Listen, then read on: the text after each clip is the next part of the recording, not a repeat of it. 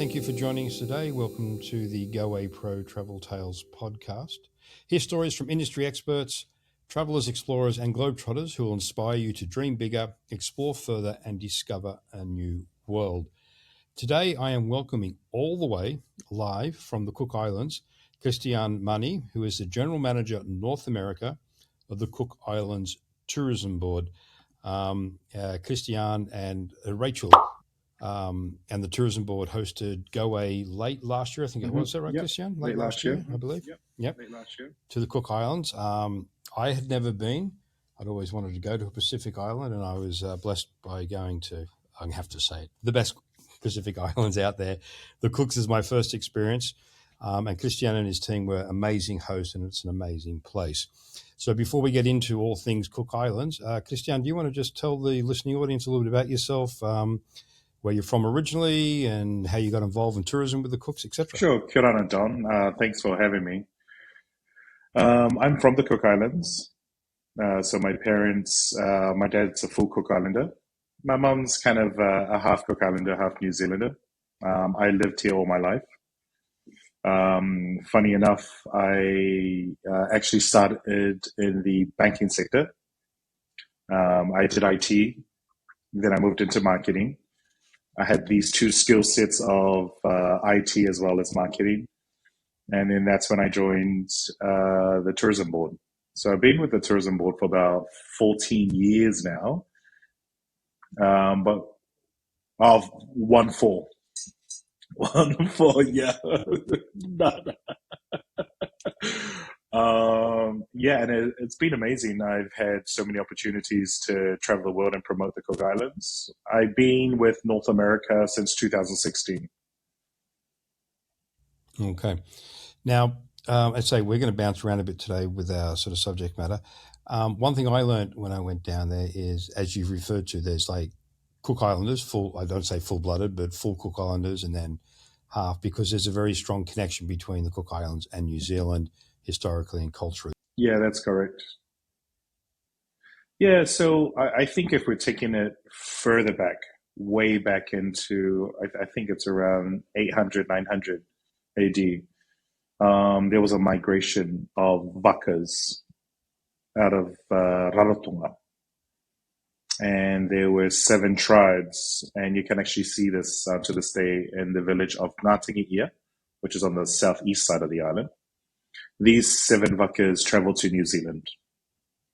And sure, so vaka is a big double hull canoe.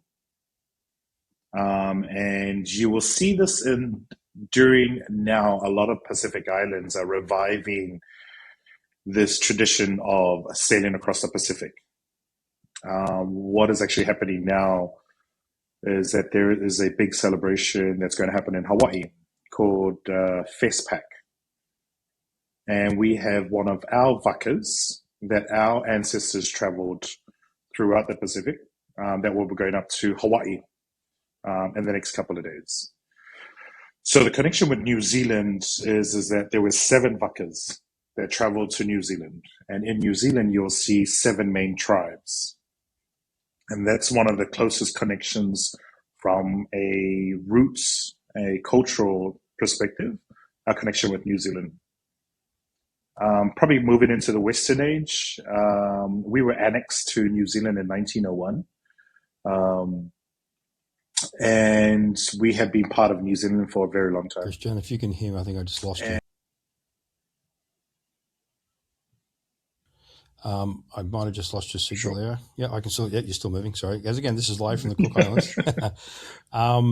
So yeah, what I learnt was when I was down there, I knew obviously the Pacific Islanders are all moved back to one sort of core route with the Great Polynesian migration. What I wasn't aware of, as you just mentioned, it all sort of stemmed out of the Cook Islands. That first step, which saw the populating of New Zealand, Fiji, Tahiti, and even Easter Island, I believe. Is that correct? Yeah. So I think overall the Polynesian people did travel across the Pacific, and we refer to the whole of the Pacific as a blue continent. If we were doing it in comparison to the rest of the world. But what I do know is their connection with New Zealand through the And Wakas. so the local language is obviously English is spoken everywhere for those who are looking to travel down to the Cook. So, basic communicating is not an issue at all. But the indigenous tongue is Maori, but it's a slightly different version of Maori. Well, it could be the original, I'm not sure, but it's different from New Zealand Maori. Is that correct? Yeah, correct. So our Maori is slightly similar. Our alphabets are just different. Very similar to Tahiti and to Hawaii as well.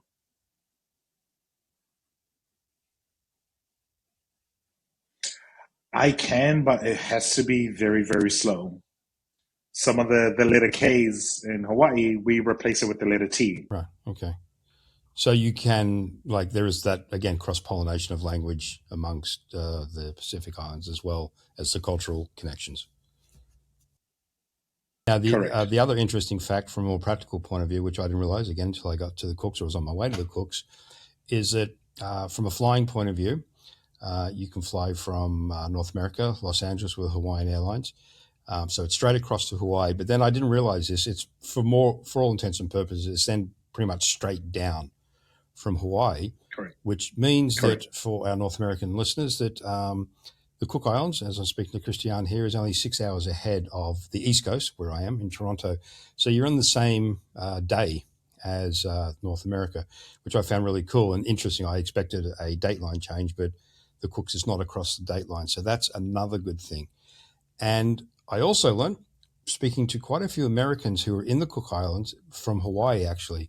So the Cook Islands is a fantastic quick getaway for anyone who resides in Hawaii, US citizens, or Canadians for that matter, down to Hawaii. And I also realized and found out through those American travelers that a lot of them are heading down into the Pacific and the Cooks because of the Second World War history and the Pacific Islands and their part in the war. So again, it's something I didn't realize would be an attraction for a traveler to hit to the Cook Islands is the more recent history as well. So Christian, like I mentioned, out of LA into Hawaii is about the only way from North America at the moment to get to the Cooks. Has there been any changes in that? Yeah, we also have via Tahiti. So we do have Air Rarotonga, our domestic airline, as well as Air Tahiti, Tahiti's domestic airline. They connect it throh Papeete to Rarotonga. So you can fly out of LA, Seattle, San Francisco to Tahiti and then fly across to Rarotonga from Papeete. So they're your two sort of main routes in Tahiti and Hawaii into the Cooks. And then if you wanted to continue traveling, there's lots of great connections from the Cooks, either obviously back to Tahiti or naturally, because there's such a tight connection with New Zealand, it's very easy to get to New Zealand. In fact, quite a lot of the Cook Islanders will work in New Zealand for short periods of time and return back to the Cook Islands themselves. Now, you've mentioned a few times on the main island of Rarotonga. The other famous island is Atotaki. But again, what I learned on my trip down there is the Cook spreads over many, many thousands of kilometres. So while those two are the main attractions, there are other islands in the Cooks to explore and experience, correct? Correct. Correct. Yeah, so the Cook Islands group is made up of 15 islands in total. We cover, put it in perspective, about 3 times the size of Texas. That's how much water we cover. Landmass, though, is very, very tiny. If I was bringing all the islands together, it's only like 96 square miles That's of small. land. I knew it was small, but I didn't realize it was quite that small, yeah. Yeah. But the island of Rarotonga, the main island, is one of the largest. It's 26 square miles of land. So, to get between the islands, you do have to fly. Some islands you do have to go by boat. They're the more further out islands, correct? Remote. Yeah, the remote islands. Yeah. Remote. And again, on the scale, I hired a car when I was there in Rarotonga, and I was going quite slowly. But I think it only took me, would I be correct, about 40 minutes to circle the island, to circumnavigate? Yeah. If you're driving? Correct. Yeah. Yeah, it's very, very safe and simple. One road. Well, there's not one road. There are other roads up into the hills and mountains as well. But there's a really good bus service, which also circles the main island of Rarotonga as well, which is basically a hop on, hop off service for all intents and purposes. Yeah. So Mm-hmm. people flying in, we just discussed getting there. So the main airport is on Rarotonga. There's no other international gateway in, is there? Correct. Okay, Rarotonga and is the then only as one. Christian mentioned, you then fly. Usually it's across to Atataki. They're the two main combinations. Are you seeing more growth or more demand for the more remoter islands? We are, especially out of the European market, but also some of the North Americans. They tend to want to fly to the islands of like Achu. Achu is another most visited island. Very different design to Rarotonga and Aitutaki. It definitely has that rustic feel, but you're going there for the bird life, the freshwater caves. We grow our own coffee on this island of Achu, and sometimes you're the only visitor on the island, and it kind of makes it very, very unique. Yeah, for sure. And actually, on that point of it being remote and only being or potentially being the only person on that particular island, the Cooks is very, very popular out of North America, out of New Zealand, and Australia for that matter as well, and some of the other Pacific islands. And it does cater for all levels. So what I experienced too was everything from the beautiful 5-star accommodations all the way down to long stay type accommodation. And there are lots of people who will go and spend long time in the Cooks, spend the North American winters or equivalent winters. We noticed a lot of Europeans going down there for the winter as well. So you have a wide choice of accommodation there. But when we were going around visiting the hotels, we couldn't see a lot of the rooms because most of the hotels were full. And what struck me, and I remember speaking to Rachel about this, about how gobsmacked I was about the fact that the island was busy, most of the accommodation was full, but for the most part, everywhere we went, you didn't see anyone. It's amazing how these small islands can hold as many people as they do, both locals and visitors. And yet on the beaches, like I actually did not podcast, I recorded a bit of a webinar on a beach one morning, and the one person walked by. It was insane. And I was right by one of the bigger hotels in Atataki. So, it's very popular, often, if not at capacity, close to it. But when you walk around, very few people on the beaches. It's amazing. Yeah, and it's definitely a place where you're walking down the beach, you're looking left to right, you're like, okay, where is everyone? What are they doing? You know? But I think that's the beauty about this island is because it's not concentrated to just one area. If we're talking about Rarotonga, I think the whole island's like one big resort, which allows people to kind of pick and choose where they want to go to. 100%. That truly amazed me that, again, it was pretty much busy, but no one was there. Well, people were there, they went around. Yeah. Again, when I was driving around with Rachel, like I'm very always curious about, countries and how, they survive in regards to imports, exports, all that type of nerdy, geeky stuff. And I do understand that Cook does import a lot, but what got me too was the level of food and cuisine offerings on the Cooks is amazing. Anything from, Western Aussie stroke Kiwi food all the way up to fine dining. I can't remember the name of the restaurant. You might be able to remember. It was on Rarotonga. It was up in the hills overlooking the ocean. I think it might have been French influence at one stage. Anyway, the cuisine choices both in restaurants and the local markets. My God, the amount of night markets, which are food markets as well as shopping markets, abound, particularly on Rarotonga. So myself and the group were blown away by the food choices. You want to delve a bit deeper into, I guess, the history of the Cook cuisine? Yeah, definitely. I think our cuisine has been really influenced by the New Zealand traveler. The New Zealand traveler does get a lot more, picky in terms of what they want to eat and what they want to see, because they're our biggest market. But we also get a lot of young chefs all over the world who will come and work in the Cook Islands, probably do their apprentice or something here. Like, why wouldn't you? So, we've got a lot of influence, European influence into our cuisine. Yes, we do import a lot of our food, but we also, domestically, we farm our own food, our own crops. Um, so we kind of get an opportunity, we know how to live off our land, we know how to live off our sea. And one of the main dishes in the Cook Islands that is kind of always recommended, and we always tell people to try it, is try our ikamata. That translates to raw fish. But if you know what ceviche is like, it's very similar to that. We add coconut cream to that. And then we like to have our taro or arrowroot or cassava that complements the raw fish.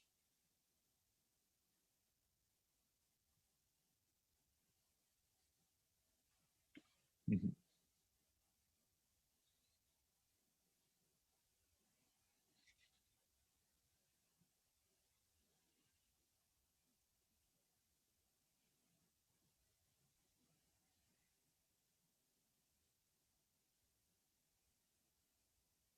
Mhm.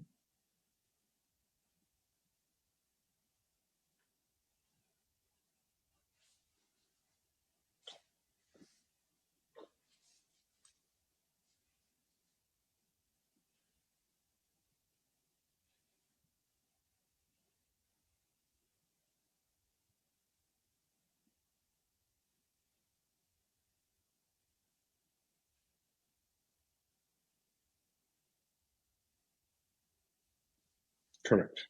Mhm.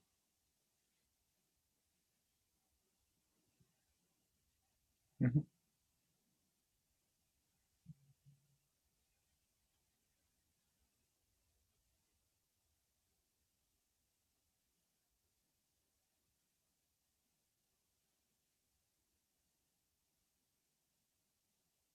Yeah, variation. Mhm.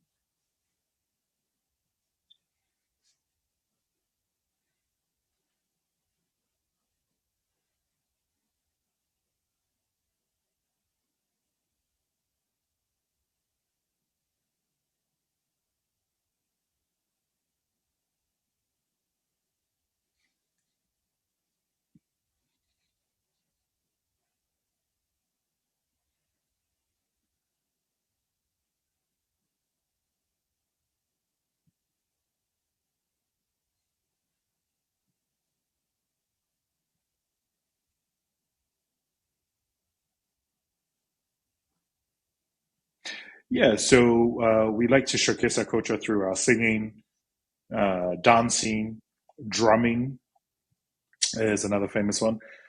Part of our culture is, like you said, going to church on a Sunday. You don't have to be religious to go on a Sunday, but it's a great way to meet up with our community. But what you get to experience while you're in the Cook Islands is from a Monday to Saturday, we have island night shows. You get to enjoy our food, our singing, dancing, and our culture. Sundays is always typically recognized as a rest day. So you're right, as in majority of the businesses, retail businesses, they are closed on a Sunday.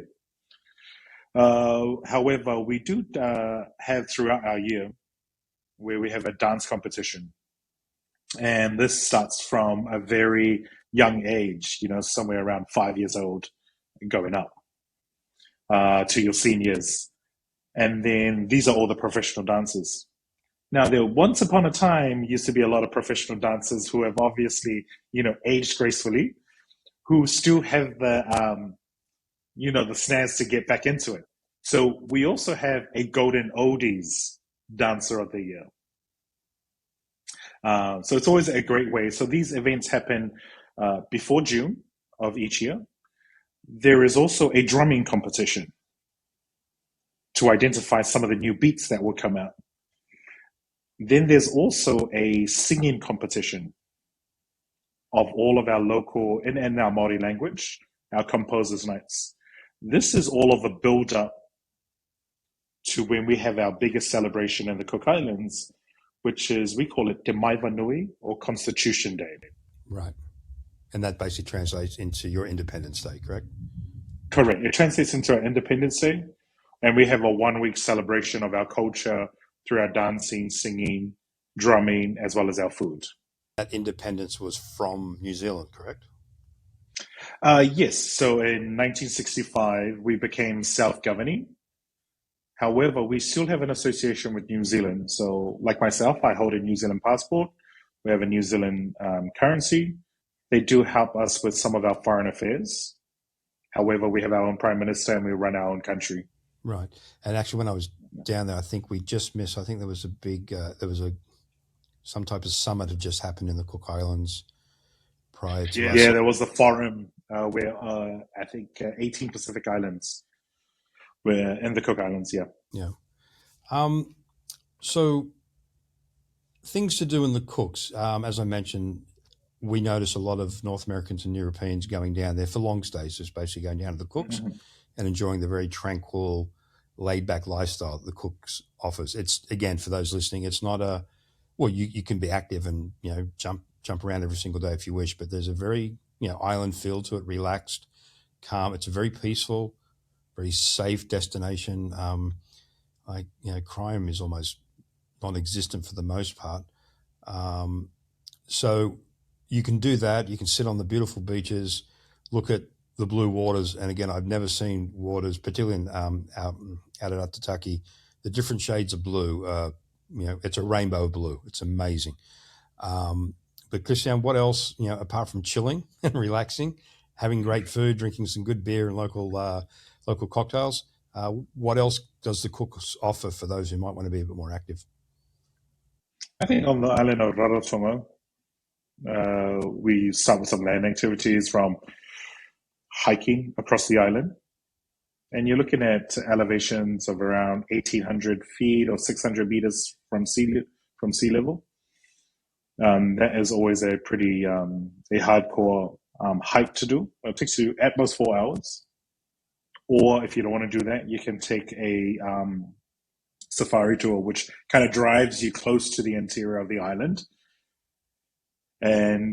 Or if you want to cycle through our back roads, there's a storytellers tour that also takes you through our different flora and fauna, how we live, our different plantations, the different fruits, the different crops that we grow. I think we also had you on the buggy tour. Jeff, to interrupt and segue here, we did the buggy tour, which is really cool. You drive these sort of four-wheel drives through this mud patch, and it's awesome. But I got a bit of grit in my eye and actually scraped my eyeball.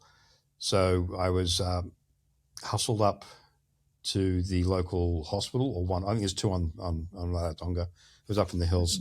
I was seen very, very quickly, treated very well, and out again. So I can speak very highly of the Cook Islands medical services as well, but also, again, back to the friendliness of the Cooks. So I'm sort of segueing away from the activities, which we'll get back to, but this is worth highlighting that I mentioned how safe and friendly it is, but it's over the top friendly in that the guys who run the four-wheel drive buggy thing, they got, a friend to drive me all the way up to the hospital. It was not far. So again, not a big island, but it was, 20-minute drive up. And he kindly waited and then drove me back to the hotel. It was just fantastic all around. They did it without any, it was just what they were happy to do for you. So yeah, sorry to interrupt on that little story. So yeah, definitely the four-wheel buggy, excluding getting dirt in your eye, is a fantastic thing to do as well. Well, actually, touch base. I did have a group that I took to the island of Aitutaki, and the guy was getting onto the boat, and he probably misjudged holding one of the rails and popped his shoulder. And obviously that's pretty painful. So the guy of the boat called the only chiropractor on the island and said, "Hey, can you come down to the wharf and help pop his shoulder back in?" In 10 minutes, the guy was down at the wharf and helped him get his shoulder back into play. But yeah, I think that the island is, we're made up of a small population, so we kind of know everyone, which is kind of very helpful. Yeah, but again, I was I was overwhelmed with how friendly. Like, yeah, like it is a marketing tagline, but it's true. Like it is. It was unbelievably friendly in all aspects of it. So I interrupted on that. So yeah, you mentioned the 4-wheel drive, the safari, the bike riding, the trekking. Um, I believe you can go. Uh, oh, no, not paragliding. Kite surfing. Kite surfing. There's kite surfing, diving, swimming, snorkeling, island hopping. Mhm. Uh, the lagoon cruise. Hop over to Aitutaki for a day. If you don't have much time, if you're very limited, do a day tour to Aitutaki. You get to explore the whole island, and then you actually need a whole day on the lagoon. It's a very, very large lagoon. It's amazingly large, and again, this is where I really saw the colours. And because we're on a work trip, we were shown around to some of the hotels, and again, some of the hotels down there are just amazing. I think it's outside of Tahiti on Aitutaki. You have some overwater bungalows as well, which I think are the only ones outside of Tahiti that might have changed. But there's that option in Aitutaki. I can't remember the hotel name, unfortunately. Yeah. And I also learned that back in the day there was a seaplane service. This is way back in the 50s. A seaplane used to land in Aitutaki Lagoon on its way around the Pacific. What was that called? The Pacific Run or something like that? Yeah, there was the coral route, and Aitutaki was one of the stops. Yeah. Yeah, so that resort that has the overwater bungalows is Aitutaki Lagoon Private Island Resort. Yeah. Yeah, and yeah, in its heyday, that coral route had some of the big Hollywood actors were using it at its time. I think personally, when I was reading that history, I think you could probably reintroduce that and do well with it. It'd be a very unique thing. It's definitely a great opportunity. Yeah, there you go. Anyone out there who has some money and a seaplane in their backyard, business opportunity.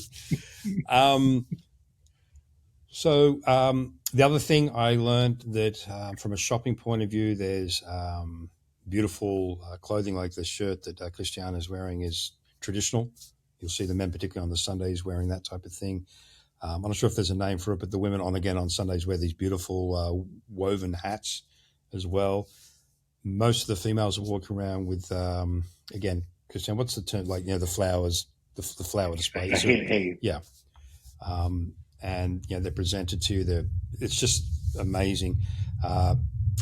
Pearls are another thing. If you're looking to do some shopping, you can buy pearls in the Cooks, primarily in Rarotonga. There's a big market. I think is that the Saturday the market in. Yeah, so the Saturday market, Punanganui markets, it is open throughout the week, but the biggest day is on the Saturday. Some beautiful artwork, which I purchased myself. And again, more food, really good stuff. Some of the artwork is quite heavily based around chickens because there are chickens and roosters all over Rarotonga, which is very, very cute and funny. And the other endemic wildlife that you'll see in Rarotonga, but not in Aitutaki, which I found interesting, are dogs. There are dogs everywhere in Rarotonga. And from what I was told, they're all owned. They're not street dogs. They wander. Which leads into, if you want to explore Rarotonga, as Christian says, you can do the touring, but you can rent a car or you can rent a motorbike. But the Cook Islands Tourism nor Goway really endorses the bikes simply because of all the dogs, because the dogs sort of wander in the street and cause accidents. So it's fun to do. A lot of people do it, but we just say be very, very, well, we don't want to really encourage that for our travelers to do it just because of the dogs, basically, because they're all over the place. I think, as Rachel told me, that you can tell a dog that's been involved in an accident because he's only got 3 legs. 3 legs, yeah. So what else would you like to extol to the listeners about the Cook Islands? I think Rarotonga and Aitutaki are the 2 most visited. But I spoke a little bit about Achu. And then there's also other islands called the island of Mo'oke and another island called Mitiaro. These 3 islands, Achu, Mo'oke, and Mitiaro, these are a group of islands called Ngaputoru.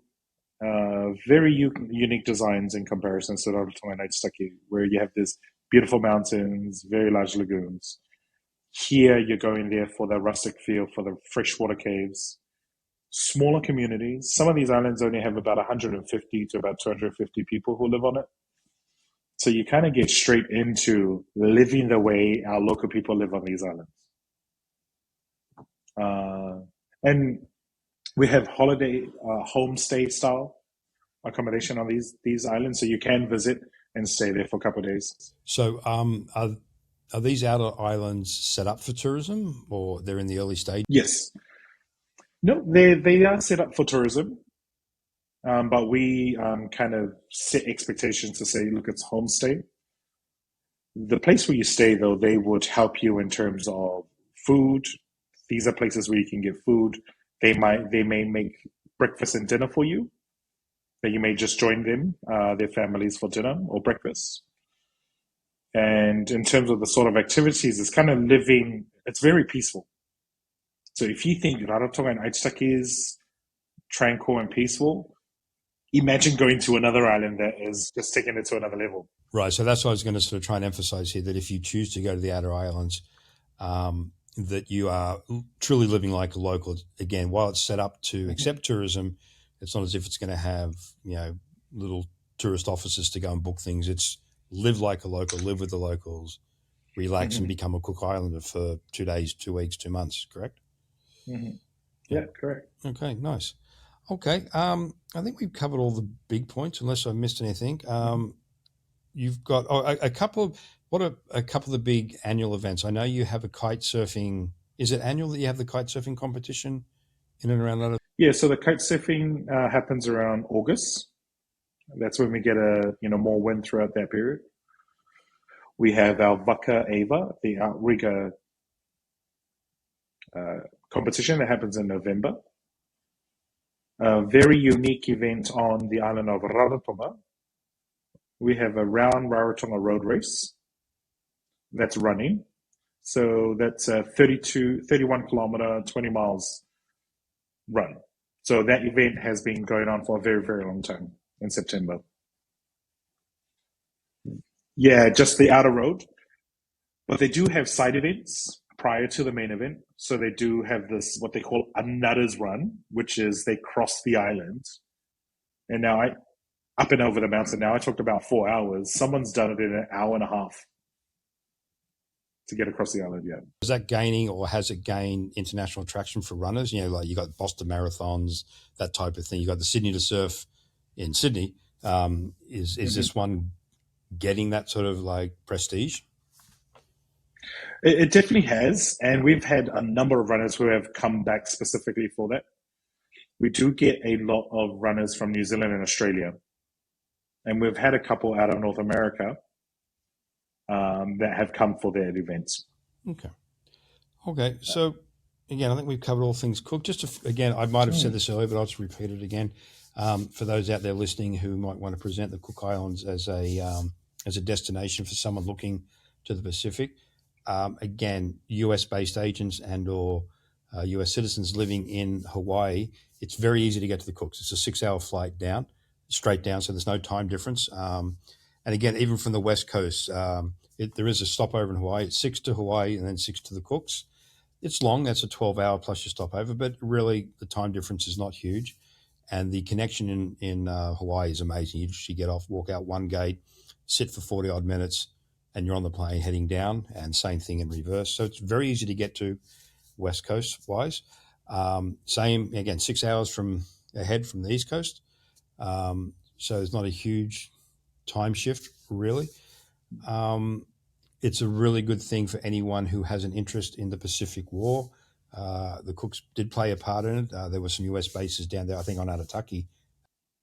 Yeah. Aitutaki and Penryn. So the airport that's there now was built next to, or the original runway, wasn't it? Yeah. Yeah, so the runway that the plane lands on, that's one half of the airport. That was built by the Americans back in 1940. Right. Like the Americans staged themselves there on the presumption the Japanese were going to keep coming, but they ended up moving. obviously into the more key areas of the Pacific closer to Japan. So there's that history down there as well. It's easy to get around, self-driving around the islands, be it Arataki or Rarotonga. It's easy. You can't get lost. So it's a circular road and one road over. But it's worth, like I say, I hired the car for the afternoon and just drove around. It's really pretty. Just stopping when you want, looking at all the beautiful beaches and stuff.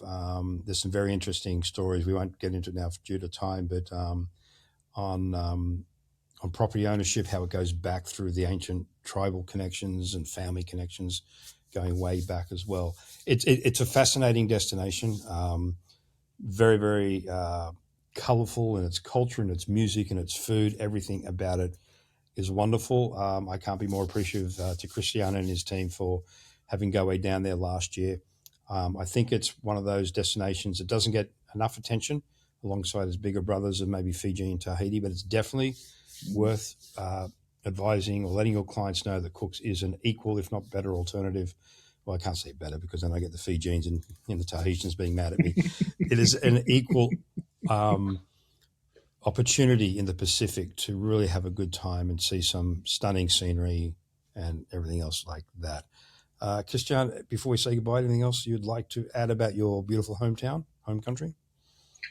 Yeah, I think the Cook Islands is, like you said, it's definitely undiscovered. Not many North Americans know about the Cook Islands, but I think that's the beauty about it. Go to a family function and bring up the Cook Islands. You're going to be one of the most popular people there. I tell you what, it's worked for me. Like, I've traveled extensively, but when I say I went to the Cooks, it's really? Wow. And yeah, so it also, if nothing else, at the very base level, it's got great cachet in showing off. So everyone out there, I highly recommend it, obviously, as does Christian, as the representative of the Isles, but also as a very proud Cook Islander himself. I'd like to thank you, Christian, for your time. I'm sure it's nice and sunny down there you're in the office in Rarotonga? Correct, I am. Yeah, so again, that's the other thing too. It's beautiful weather pretty much year round down there. I don't think from a North American point of view, I don't think there's a bad day from a weather point of view. So enjoy the sunshine, Christian. Thank you very much. And thank you everyone for listening in, and we'll talk to you and see you soon. Thanks, Owen. That's it, buddy. Excellent.